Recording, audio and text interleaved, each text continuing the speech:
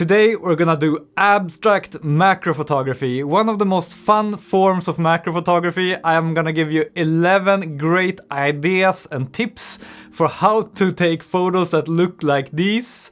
And yeah, let's just get into it, shall we? Idea number 1, flowers. Here are some examples that I've taken recently. And I think there are two ways to go about abstract flower photography. Either you could use a flash and a diffuser, as I often do. Then you can get away with a smaller aperture, you can get some more depth of field that way. Usually I shoot at maybe f8 or f11 and I shoot at a shutter speed of 1/200th of a second and an ISO between 100 and 200. And then you can take photos that look like these, and I think it looks really nice.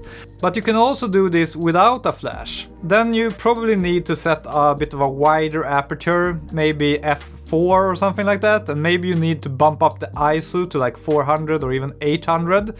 And I suggest you always have a shutter speed of at least 1/200th of a second if you're doing freehand macro photography without a flash to get the shot stable enough. And then you can take photos that look like these.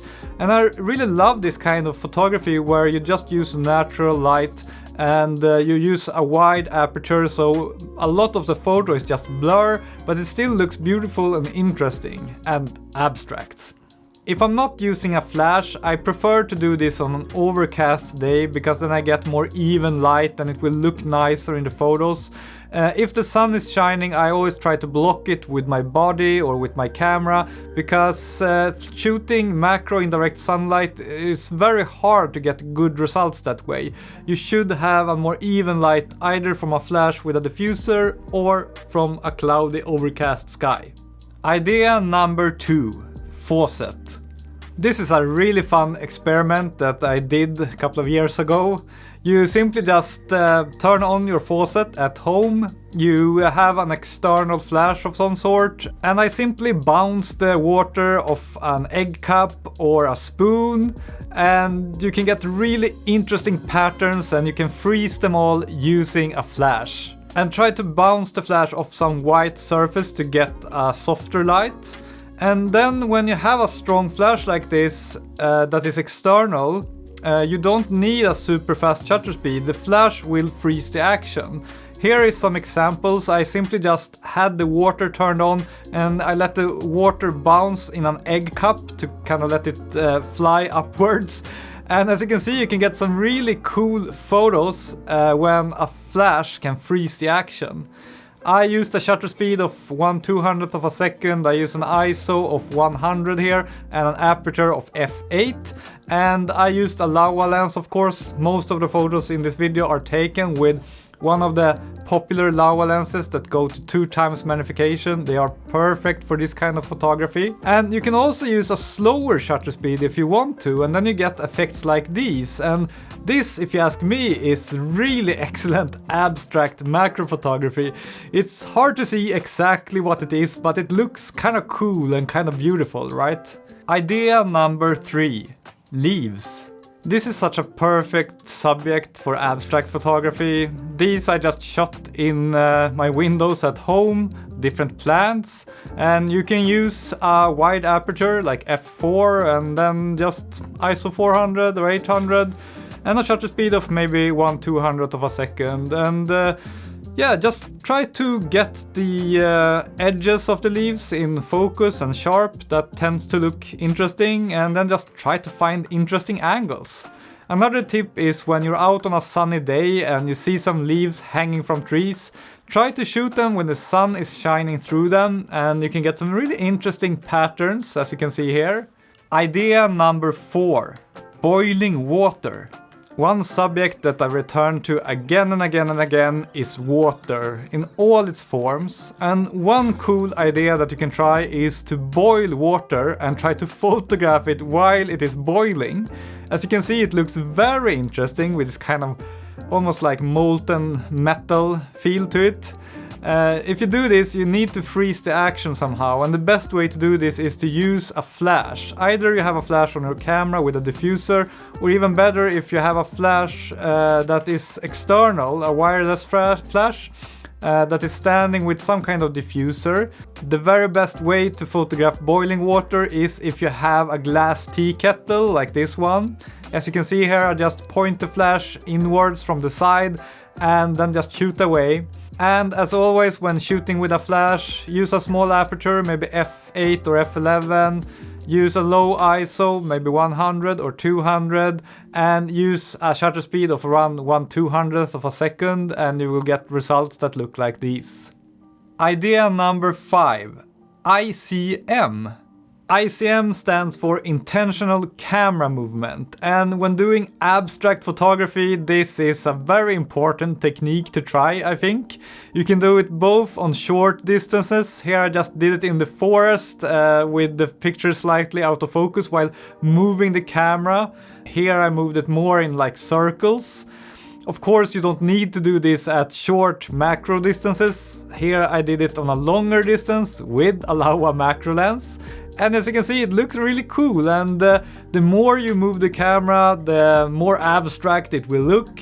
So you kind of have to find a balance there that feels right to you. A lot of fun to experiment with this. A tip here is to set the shutter speed to 1 or 2 seconds, and also try to keep the camera steady for like half of that time and then move it towards the end. That way you get a good balance between details in your photo, but also this swirly abstract lines that go everywhere. Idea number 6, beer. Buy a bottle of beer or some kind of soda. As long as it is colored and has bubbles in it, it can be a great subject for abstract macro photography. These shots I took with a Laowa 25mm lens, and I used the same technique as with the boiling water. I have an external flash from the back side or from the side of the photo, and then I just try to find interesting angles, and I use a high magnification of maybe 3 times or 2 times to get the bubbles really big. And it's a lot of fun to experiment with such a simple thing as a beer bottle, and as you can see, you get very interesting photos, and if you change the colors up a bit, they almost look like they come from a science fiction movie or something. Idea number 7. Raindrops. This is one of my favorite things to do with a macro lens. If it has just been raining for a while, or if it is even still raining, you can go outside and try to snap some photos of raindrops that are hanging from trees and branches. And as you can see, they look beautiful and mysterious and very interesting. A tip here is to try to get the light shining from the backside towards you through the raindrop. That tends to get the most beautiful results. You can use a flash. In that case, I recommend you to use an external flash with some kind of diffuser on it and shine it from the backside of the water drop. But if it is a bit sunny, you can also just use natural light. Another tip is to try to get the edge of the drop sharp and in focus, and then you very often will get a very interesting and beautiful result. Idea number 8. Out of focus. Who says that photos need to be sharp all the time? Definitely not in abstract photography, at least.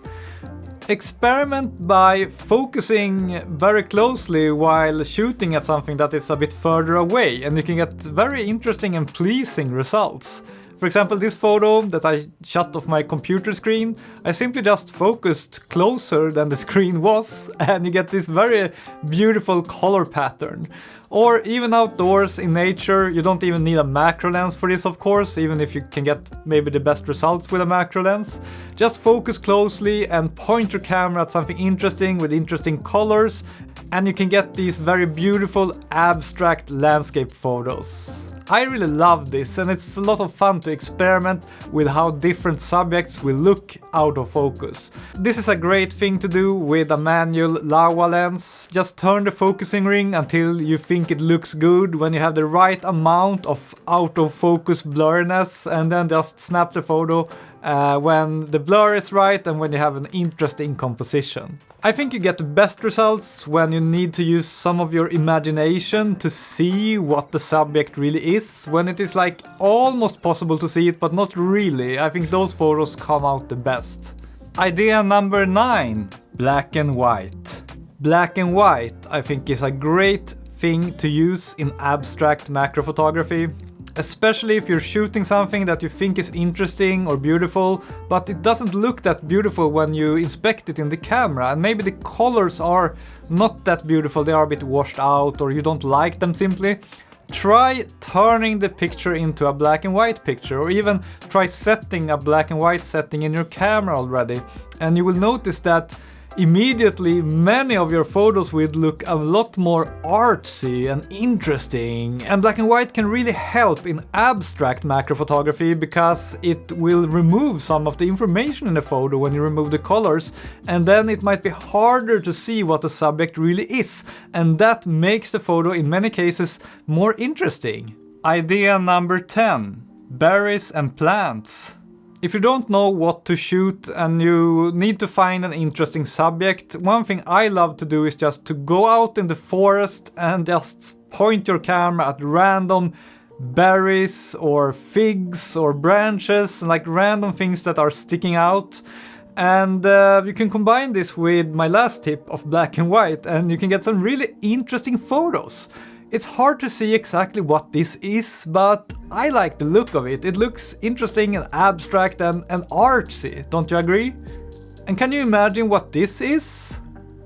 I've lit it with a flash from behind, or like slightly from below, a flash with a bulb diffuser on it. And actually this is a blueberry in development that I found in the forest, and I shot it with a Laowa 25mm macro lens. There are so many interesting shapes and patterns that you can find in a forest, and it's a lot of fun to just experiment with these and try to keep a small part of it in focus and then the rest of it out of focus. And I really love this look when you have just a small part of your subject in focus and then you let the rest of it just melt into the background. And you get this effect if you're shooting at a wide aperture, you're focusing closely, and you shoot something that's sticking out towards you, like a branch or a fig or something, or a berry that's hanging on a branch or a fig. And you can also make this effect even stronger by making the photo black and white. Idea number 11. Coffee. It's kind of hard to see what this is, right? I mean, I just told you what it is, but if I didn't do that, it would be hard for you to guess, I think.